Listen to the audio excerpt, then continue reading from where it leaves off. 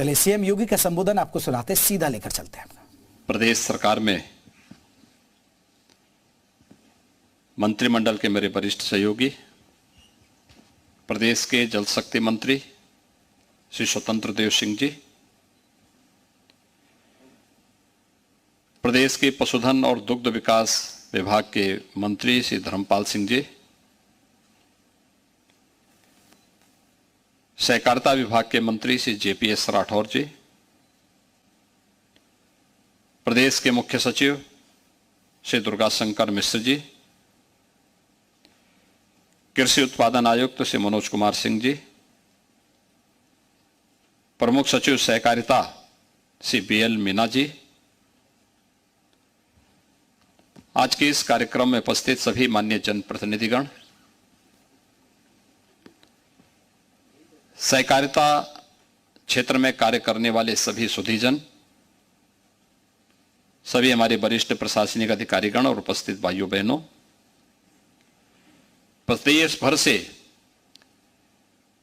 सहकारिता अभियान के साथ जुड़े हुए सभी महानुभाव,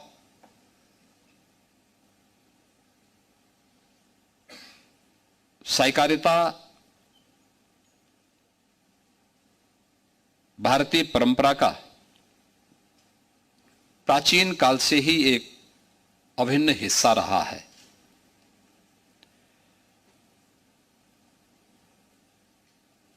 संयुक्त परिवारों की परंपरा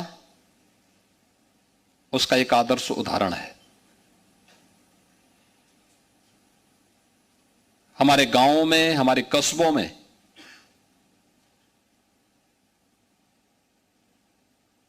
समाज की सहभागिता से आयोजित होने वाले वे सभी धार्मिक कार्यक्रम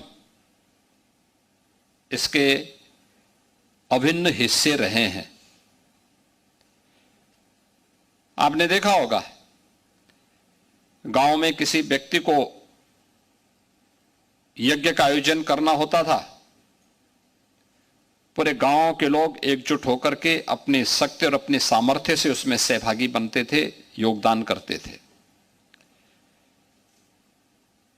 शासन प्रशासन की सहभागिता और उनके योगदान की बहुत आवश्यकता नहीं, आपस में मिलकर के सभी लोग उस कार्यक्रम को संपन्न कर देते हैं।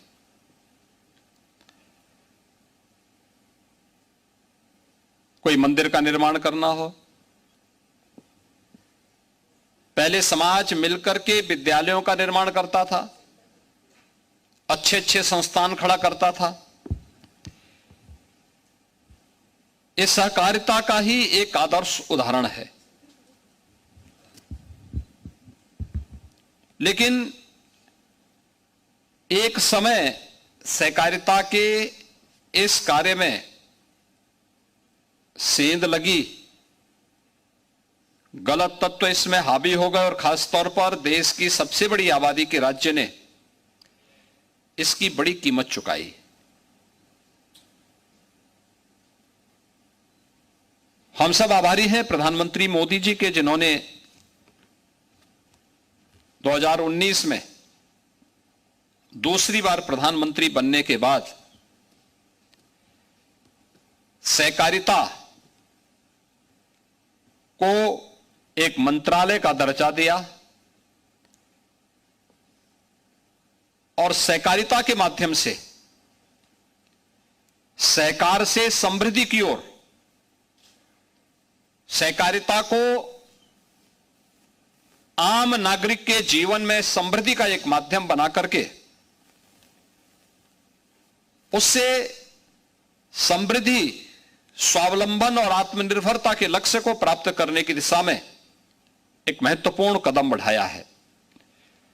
देश के पहले सहकारिता मंत्री के रूप में आज देश के यशस्वी गृह मंत्री माननीय श्री अमित शाह जी हैं, जिन्होंने प्रधानमंत्री जी की मंशा के अनुरूप सहकार को समृद्धि के साथ जोड़ते हुए उसकी सबसे आधारभूत इकाई पैक्स को मजबूती बनाने पर जोर दिया है। और आज ये हमारी लिए प्रसन्नता का विषय है कि उत्तर प्रदेश के अंदर 1 सितंबर से 30 सितंबर तक इस सदस्यता अभियान का शुभारंभ और टोल फ्री नंबर आज जारी किया गया है।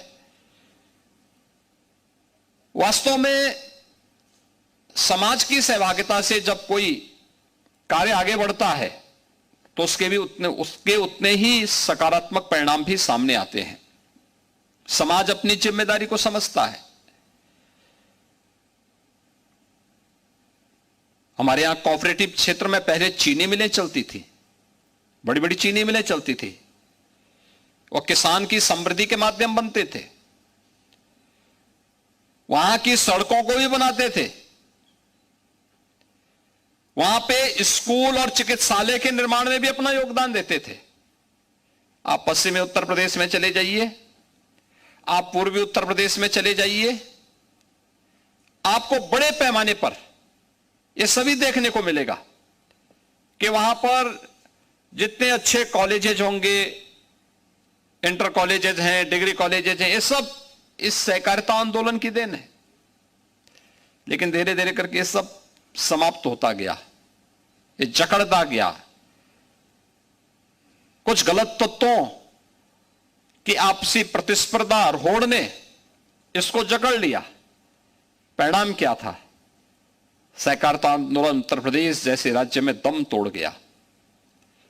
आज एक बार फिर से डबल इंजन की सरकार इस सहकारिता को समृद्धि के साथ जोड़ते हुए इस कार्यक्रम को आगे बढ़ाने का कार्य कर रही है।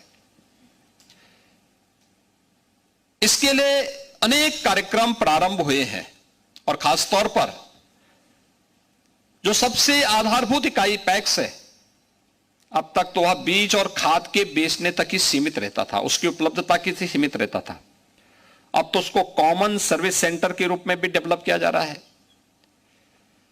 अब वहां पर अन्य सुविधाएं भी उपलब्ध हो पाएंगे, अन्य कार्यक्रमों के साथ वह भी जुड़ पाएगा। इसके लिए अनेक अभियान प्रारंभ हुए हैं। गांव-गांव में कृषक सहकारी समितियों के माध्यम से वहां पर गोदाम निर्माण के कार्यक्रम चल रहे हैं।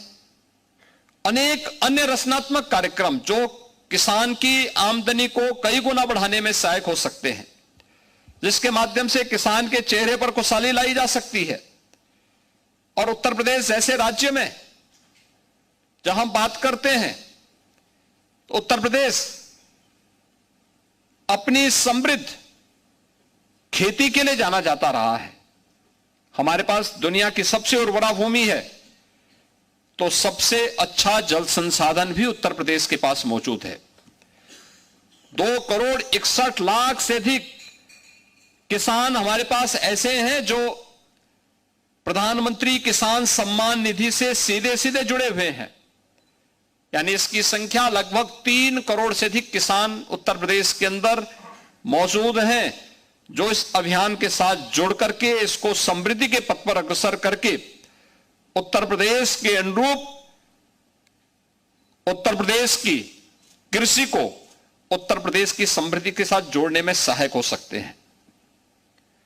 कृषि भारत के अंदर भी हम देखते हैं तो भारत की आजादी के समय कुल जीडीपी का 40% से अधिक शेयर कृषि का था। भारत की विकास की अर्थव्यवस्था में 16 से 17% जो शेयर है वह कृषि के द्वारा आज भी निर्वहन किया जा रहा है। लेकिन उत्तर प्रदेश राज्य में अब भी 25 से 26% शेयर कृषि के पास है। हम इसमें और भी अच्छा योगदान दे सकते हैं। और मैं तो बार बार इस बात को कहता हूं, किसानों को समय पे बीज मिले, समय पे खाद मिले, किसानों को समय पर हमारी ये सभी इकाइयां पूरी प्रभावी ढंग से काम करना प्रारंभ कर दे, तो कोई कारण नहीं कि हमारा अन्नदाता किसान इसी धरती से सोना उगलने का काम न कर दे। वह कर सकता है, लेकिन उसको उस प्रकार की सुविधाओं से युक्त करना पड़ेगा।